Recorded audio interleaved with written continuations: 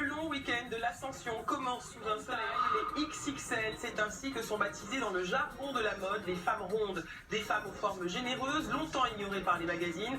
Mais les choses changent, vous verrez. Enfin une voix que vos enfants, longtemps ignorées par les magazines. Les femmes pulpeuses y trouvent enfin leur place. Le résultat de l'évolution du regard que pose l'industrie de la mode sur elles.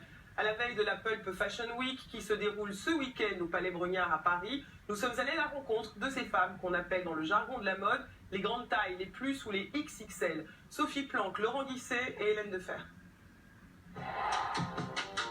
1m78, soit 118 kg, elle porte du 44 et pourtant Kautar est mannequin.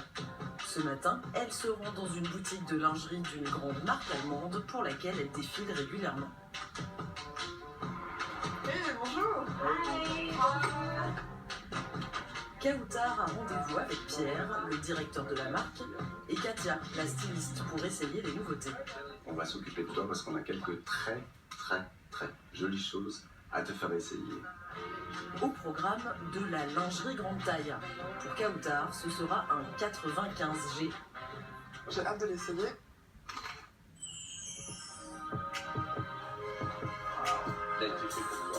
Et pour 70 €, au même prix qu'un modèle de marque, le soutien-gorge de Kautar a de la tenue.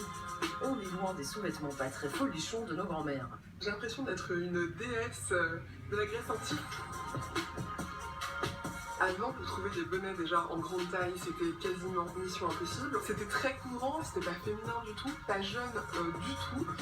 Et c'est pour combler les désirs de ses clientes plantureuses que ce fabricant a fait de la lingerie grande taille une stratégie de marque. La plupart des fabricants ciblent une consommatrice qui est traditionnellement dans des plus petits bonnets. Or, l'évolution morphologique des femmes nécessite justement un développement de produits de ce type-là avec des profondeurs de bonnets beaucoup plus importantes. Une stratégie qui a un coût. Chaque année, l'entreprise de Pierre investit 5,5 millions d'euros pour concevoir de nouveaux modèles adaptés aux femmes rondes.